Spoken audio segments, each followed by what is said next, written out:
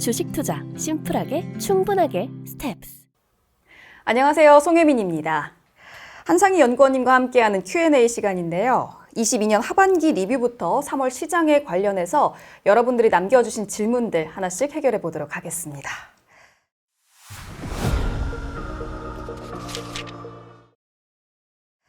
네, 먼저 연구원님, 재환킴님이 남겨주셨습니다. 1년 전쯤에 XBI를 추천한 적이 있었는데 그 후의 흐름을 따지려는 건 아니라고 하십니다. 네. 요즘 XBI가 나스닥하고 완전 따로 노는데 거기에 설명을 붙일 수 있을지 궁금합니다. 네. 왜 그럴까요, 연구원님? 제가 이 질문을 먼저 좀 받고 실제로 나스닥하고 XBI가 따로 움직였는지 좀 찾아봤는데 네.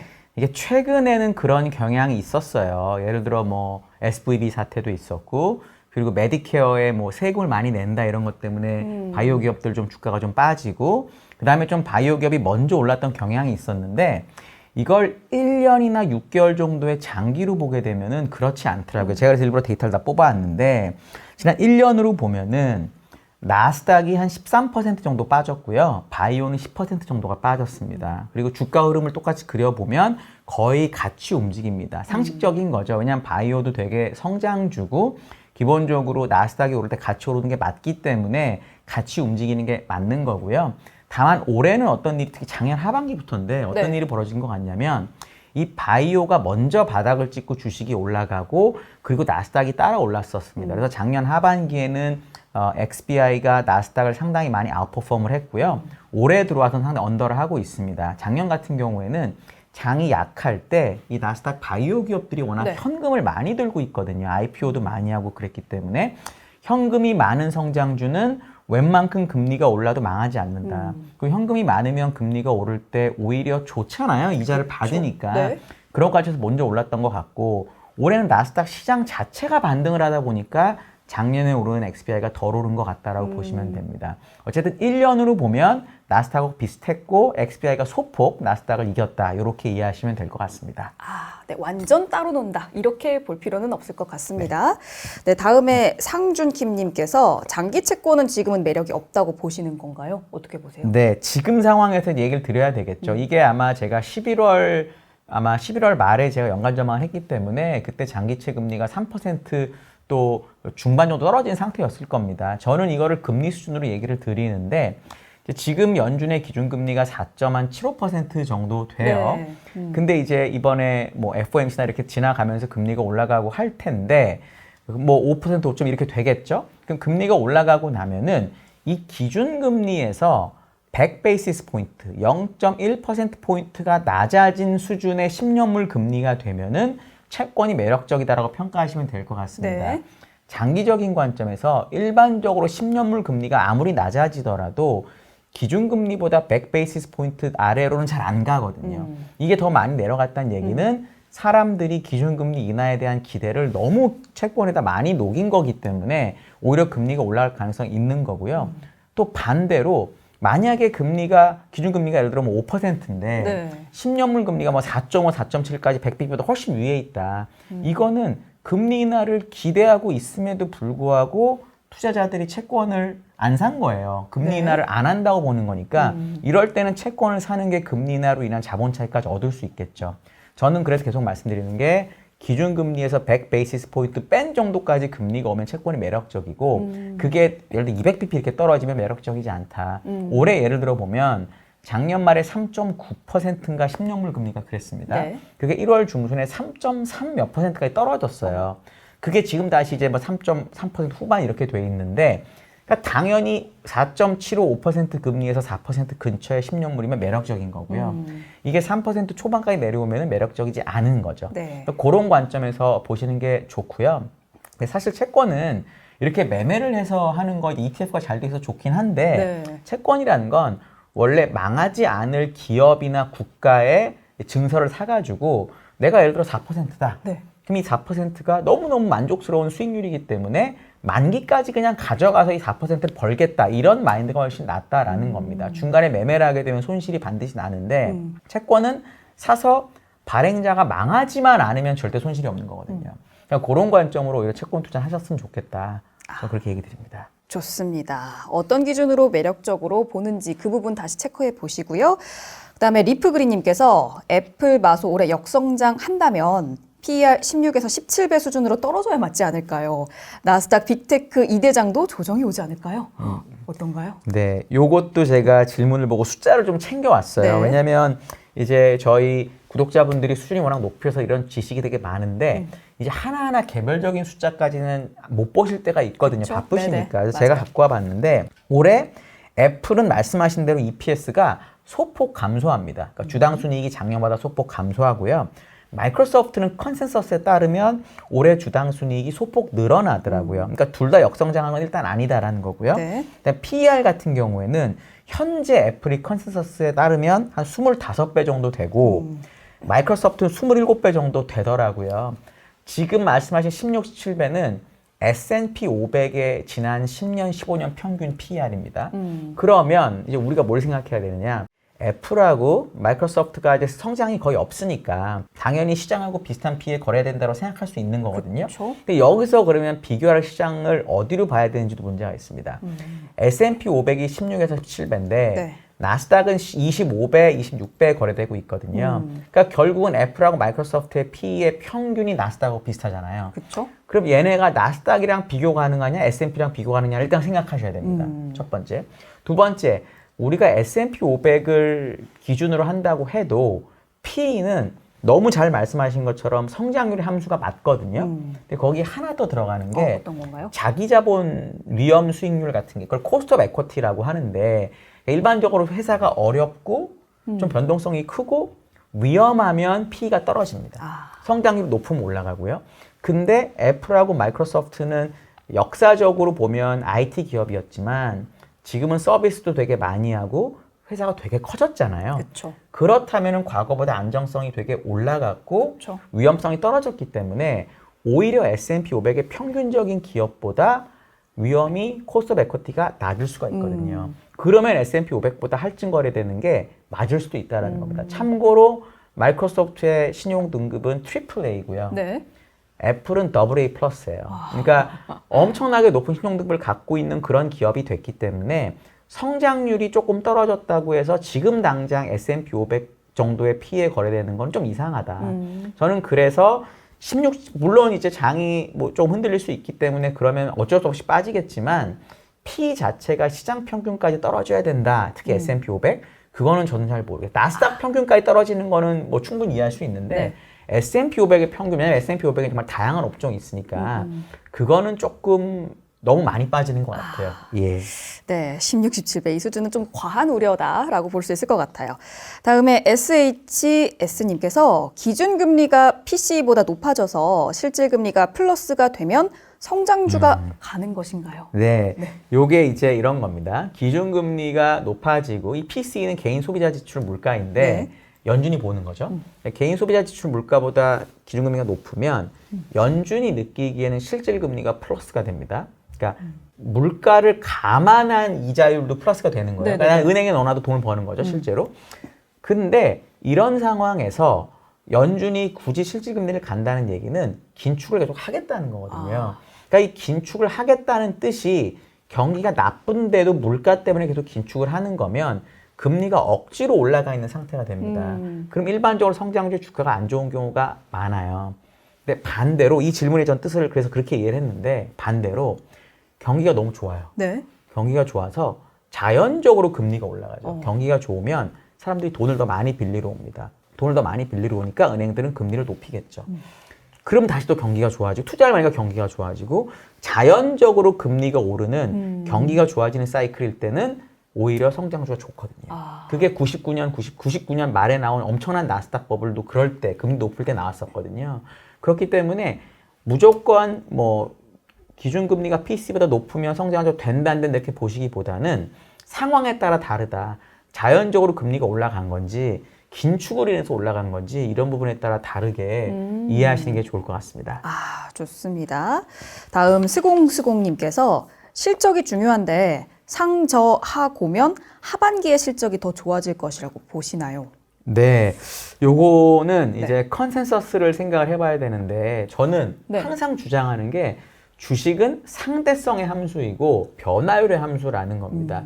그러니까 실적이 당연히 하반기가 상반기보다 좋겠죠. 왜냐하면 원래 하반기가 그러니까 계절성이 좋습니다. 미국도 뭐 크리스마스에부터 많이 쓸 거 아니에요. 그쵸. 근데 어떤 면에서도 하반기가 좋을 수 있다라고 컨센서스가 말하냐면 실적이 작년 4분기부터 3분기부터 안 좋아졌거든요. 그럼 전년 동월 동기 대비 성장률의 기준으로 보면 당연히 올해 하반기가 올해 상반기보다 모멘텀이라고 하죠. 좋을 수밖에 없는 거죠. 그래서 기본적으로 시장이 보는 그림은 뭐냐면 상반기는 작년 상반기의 실적이 너무 좋았기 때문에 올해 상반기에 웬만큼 실적을 내더라도 성장률이 떨어진다. 그러니까 모멘텀이 약해지는데 하반기로 가면 갈수록 실적 모멘텀이 살아난다라는 거죠. 그리고 이제 올해 하반기에 주식을 만약에 좋게 보이는 논리를 제가 갖고 있으니까 제가 제일 기대하는 건 내년이 대선이고요. 그러니까 올해 하반기부터는 주가가 무조건 올라야 되고 제일 유명한 말이 이런 말이 있습니다. 어떤 건가요? 대통령 선거에서 Recession is the death kiss of president라는 말이 있는데 침체는 결국 대통령한테는 죽음의 키스라는 거죠.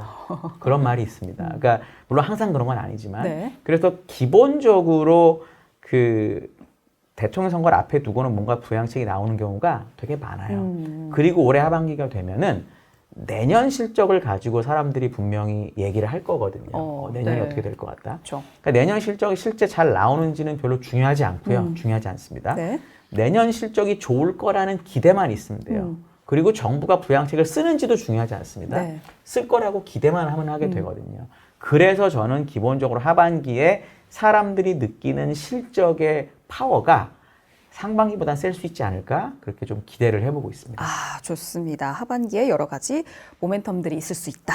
네, 다음 질문 같은 경우에는 이 JP모건의 카드 사업부가 말하는 미국 소비 이 영상에 관한 이제 질문입니다.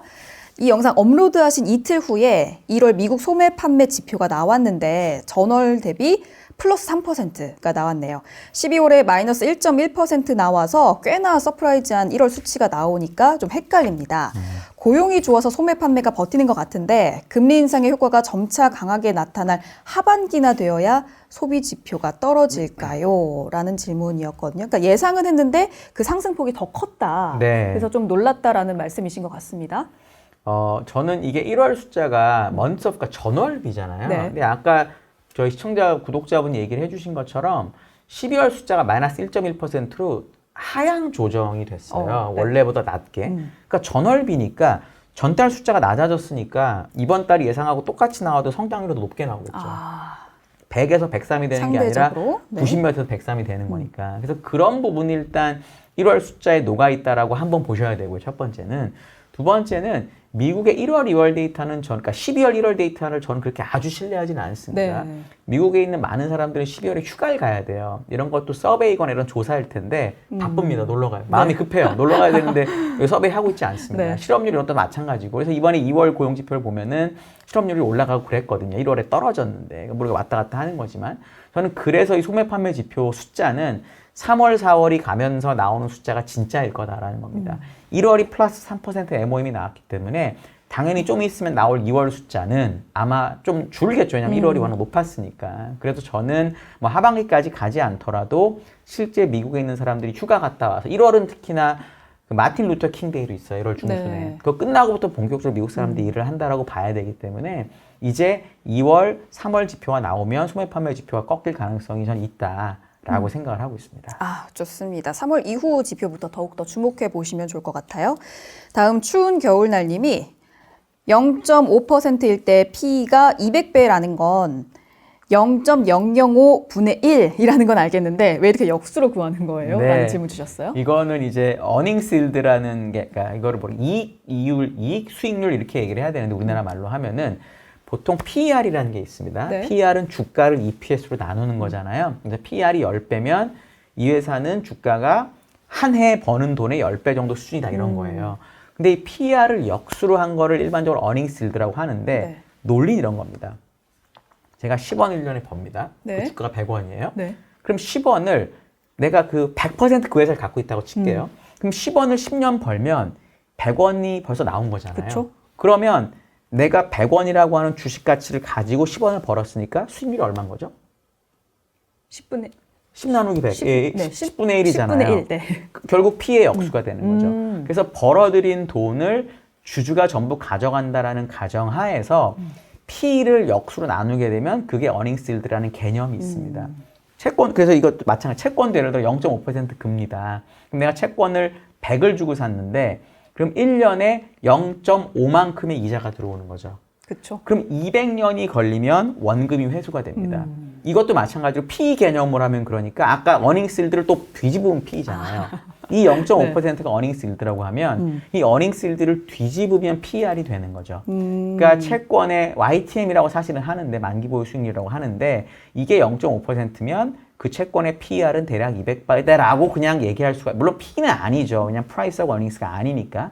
하지만 주식하고 비교할 때 일드갭이라는 걸 많이 씁니다. 무위험 이자율에서 P 역수를 빼서 일드갭을 구하는데 요거를 얘기할 때 개념으로 이제 수익률의 역수는 P이고 P의 역수는 수익률이다. 요렇게 보시면 틀리지 않습니다.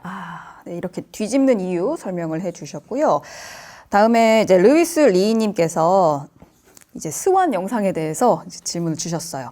엔비디아랑 AMD는 어떻게 보시는지 고견 듣고 싶습니다. ARM과 같은 반도체 IP 기업 같은 사업 모델은 어떤 관점을 가지고 계시는지도 궁금합니다. 네, 이거는 저희 팀에서 같이 일하는 강재구 연구원이 아주 훌륭하게 썼던 리포트에 대한 질문이어서 네. 제가 강재구 연구원의 의견을 제가 받아왔습니다. 제가 네. 함부로 얘기할 수는 없을 것 네. 같아서. 그래서 제가 그거를 찬찬히 한번 읽어드리도록 하겠습니다. NVIDIA와 AMD에 대한 시각은 저희는 기본적으로 긍정적이고요. 엔비디아 같은 경우에는 미래 산업에서 중요한 역할을 할 것으로 기대를 합니다. 로봇이나 AI나 자율주행 같은 이런 미래 산업에서는 빠른 연산 처리가 되게 중요하다. 그래서 상대적으로 우리가 알고 있는 CPU보다는 이 엔비디아가 많이 하는 GPU가 유리하다고 합니다. 이 GPU 같은 경우에 병렬 계산에 많이 쓰이기 때문에 엔비디아 고성능 제품이 반드시 필요하다라는 거고요. AMD 같은 경우에는 원래 인텔의 라이벌입니다. 그래서 네. 인텔 라이벌로 CPU를 많이 만든다고 생각하지만 우리 강재구 연구원 생각은 뭐냐면 AMD도 AI용 GPU를 되게 많이 강화하고 있다는 겁니다. 장기적으로 엔비디아와 경쟁을 하겠지만 산업이 지금 초기고 AI가 막 성장하고 있다 보니까 네. 이 성장하는 기간에는 결국 AMD도 같이 수혜를 볼 수 있다라는 거고요.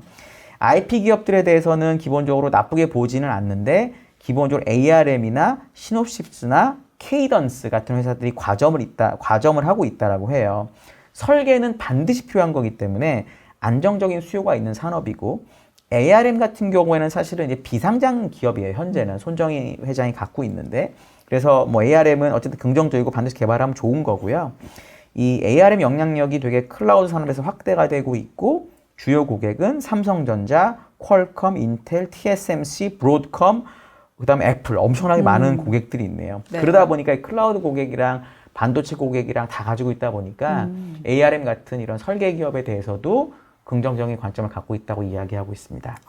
좋습니다. 미래의 가치를 보면 아주 훌륭한 이 세 기업에 대해서 설명을 해주셨고요. 이제 다음으로는 베지터블님께서 이해 안 되는 부분이 있어서 질문 드립니다 하면서 두 가지 질문 주셨습니다. 단기적으로 에너지 업종을 좋게 평가한다고 하면서 첫 번째 이유로 보수적인 유가 전망과 원유 재고 관련 최근 유가 추이에 대해서 언급을 하셨는데 각 사례에서 시장 센티멘트가 서로 상반돼서 좀 헷갈린다라고 말씀해 주셨거든요. 네, 제가 그래서 요 말씀을 보고 저도 한번 다시 들어봤는데 제가 이 센티멘트라는 단어를 그러니까 다른 맥락, 컨텍스트라고 하잖아요. 네. 다른 맥락에서 쓴 것 같아요. 첫 번째는 이 뭐랄까 유가의 수급이 되게 타이트하게 되는데도 불구하고 세계에서 5손가락 안에 들어가는 유가 전망 기관이 유가 전망치를 못 올렸다는 얘기는 사람들의 그러니까 뭐랄까 유가에 대한 전망이라고 해야 되겠죠. 유가에 대한 전망, 유가에 대한 기대가 매우 낮다라는 겁니다. 왜냐하면 진짜로 유가 그 수급이 원유 수급이 타이트하다면 당연히 원유가 전망을 올려야 되거든요. 근데 그걸 못 올릴 정도로 이 전체적인 산업에 있는 사람들의 그 유가에 대한 기대감이나 전망이 되게 나쁘다. 그 센티멘트가 나쁘다, 악화됐다 이런 뜻이었고요. 두 번째로 원유 재고가 늘었음에도 불구하고 주가가 별로 안 빠진다고 했기 때문에 이거는 센티멘트가 좋아 이렇게 얘기를 했는데 이건 뭐냐면 이 사람들의 기대나 전망이 너무 나빠져가지고 이제는 왜냐면 재고가 늘면 유가 빠져야 되거든요. 그쵸? 물건이 많아졌으니까. 근데도 불구하고 사람들이 유가를 안 뺀다. 그 얘기는 센티멘트가 좋아진다고 제가 얘기를 했는데 기대나 전망은 되게 나쁜데 더 이상 나빠지기 어려울 정도로 많이 나빠졌다라는 뜻으로 해석하셔야 됩니다. 예, 그래서 그렇게 얘기를 제가 했어야 되는데 같은 단어를 쓰다 보니까 조금 헷갈리신 것 같아요. 그래서 그런 식으로 이해하시는 게 좋아요. 이미 센티멘트 많이 나빠졌고 근데 재고가 늘었는데도 유가를 안 빠지는 거 보니까 이 나빠진 센티멘트가 더 이상 나빠지지 않을 정도로 많이 빠졌다. 이런 컨텍스트로 해석하시는 게 훨씬 좋을 것 같아요. 아, 좋습니다. 이 센티멘트라는 단어, 그 콘텍스트에서 어떻게 해석이 됐는지 살펴보시고요. 다음 질문은 이 원자재 투자자와 주식 투자자 비교 시 지난달 에너지 주식을 투자하는 사람들은 주식만큼밖에 에너지 주식을 안 사서 주식 투자자가 원자재 투자자보다 센티멘트가 나쁘다고 하셨는데 무슨 말씀이신지요? 주식 투자자가 전체 포트폴리오에서 에너지 주식 투자 비중을 더 늘리지 않았다는 말씀인가요? 이 부분 좀 해석 필요할 것 같아요. 네, 그 마지막 줄이 바로 정답이시고요. 이게 이제 그 서베이에 나오는 투자자들의 그 한 달 전 대비 어떻게 주식이든 투자했는지에 대한 결과인데 여기는 주식 투자자만 있는 게 아니고 CIO도 있고 소위 말하는 멀티에셋 매니저도 있고 뭐 다양합니다. 그러니까 예를 들어 주식하는 사람들은 주식 비중을 늘리는 것만큼만 에너지를 늘렸어요. 그 서베이에 따르면. 근데 그 어떤 회사의 멀티에셋 매니저도 있잖아요. 네. 뭐 원자재를 사는 사람 이런 사람이 있을 거 아니에요. 그런 사람들은 이 주식 매니저가 에너지를 늘린 비중에 3배로 에너지를 늘렸다는 겁니다. 그러니까 직접 에너지를 다루는 원자재를 직접 다루는 매니저의 센티멘트나 이런 심리보다 주식시장에서 에너지를 다루는 사람들의 심리가 훨씬 나빴다라는 거죠. 그러니까 요거가 비교가 됐기 때문에 물론 둘 중에 하나예요. 예를 들어 원자재를 산 사람이 더 많이 샀잖아요.